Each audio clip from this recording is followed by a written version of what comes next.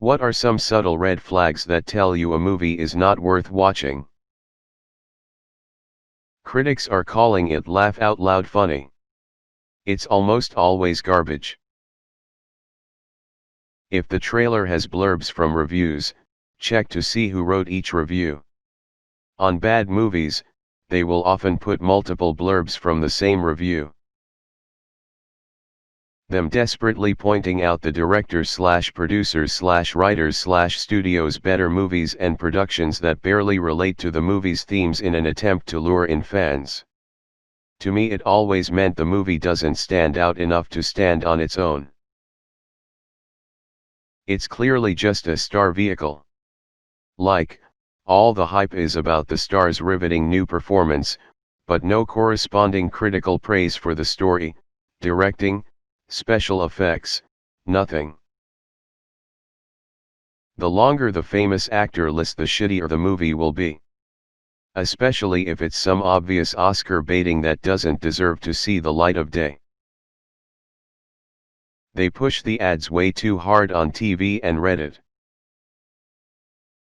When a comedy has poop and fart jokes, outdated meme and pop culture references. A movie has a popular song with different lyrics. Or a popular song slowed down/rearranged in some other way. When you feel the preview showed basically the whole movie. If any of the actors have an overly expressive O-face on the film's poster. Weirdly specific, random info dump in casual conversations between characters, especially within the first minute or two. Hi Sarah, my best friend who hates her parents, how are you? Pretty good Jane, how goes your job at the paper factory with that hot guy Gavin? Pretty good, but he plays trombone and you know how much I hate trombone. Giggle, end scene. Gavin ends up playing trombone so beautifully that Sarah loves her parents again and Jane gets promoted to senior paper officer and falls in love with hot guy Gavin. TM. Release date. The only movies that go into wide release in January or February are Oscar bait that got limited releases in December in New York/LA to qualify for the Oscars. A Romance or Two the Friday before Valentine's Day. Crap that the distributors are assuming will bomb that they dump onto the screens in midwinter. Hollywood insiders even refer to the first 2 months of the year as dumpooery. Every so often a dumpooery release will succeed. Get Out and Deadpool are recent examples, but by and large it's garbage they're hoping to squeeze something/anything out of. Late March/early April and August/September also tend to be weaker fare. If it was really good, the studios would save them for summer blockbuster season, May-July, or award-winning season, October to mid-December. There are exceptions, but again, they're exceptions. I love Hall & Oates, but if Make My Dreams Come True is used in the trailer it's likely gonna be trash.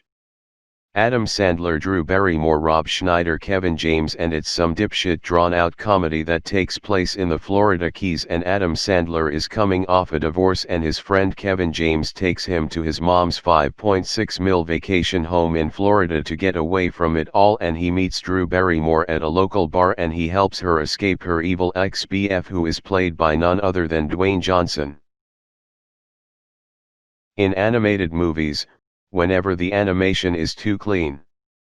It's not ugly, but everything is just a little too smooth and a little too bright. Also, if there's ever pop music playing in the background, the music's also always slightly out of date, like 6 months after its heyday.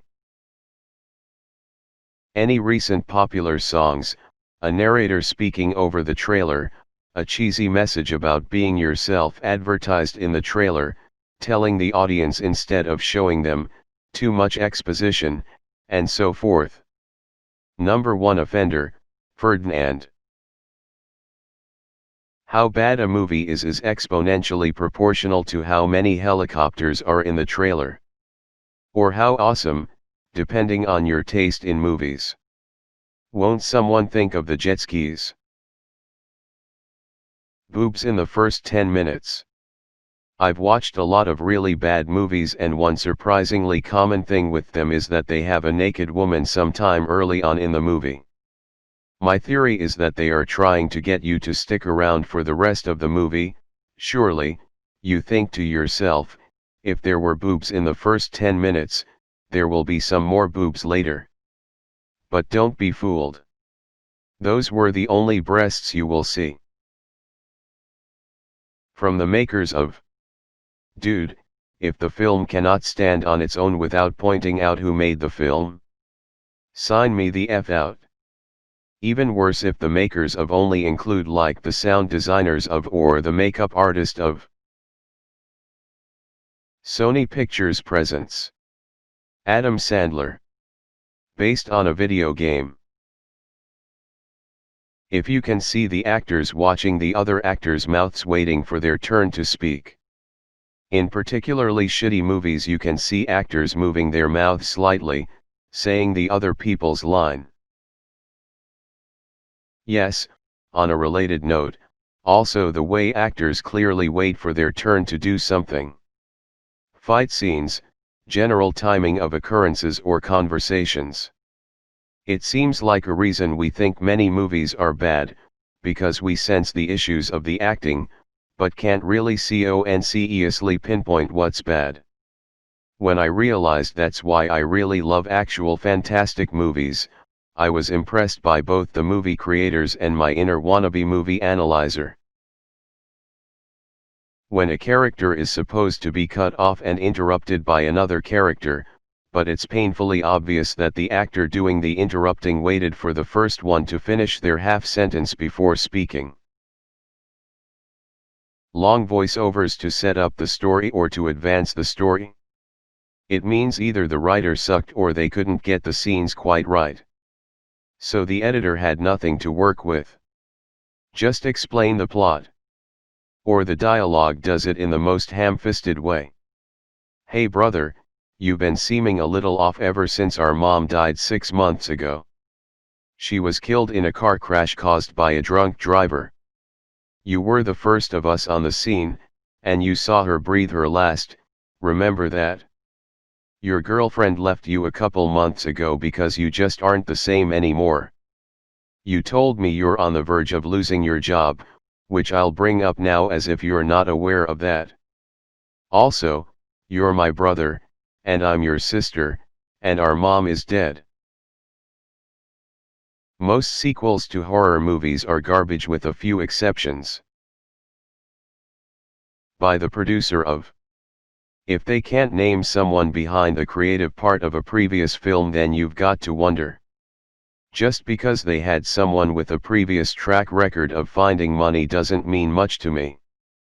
Unless I know that producer is someone who gets involved more in the process. They always knew that, as the opening line is a definite sign for me that the film will be crap.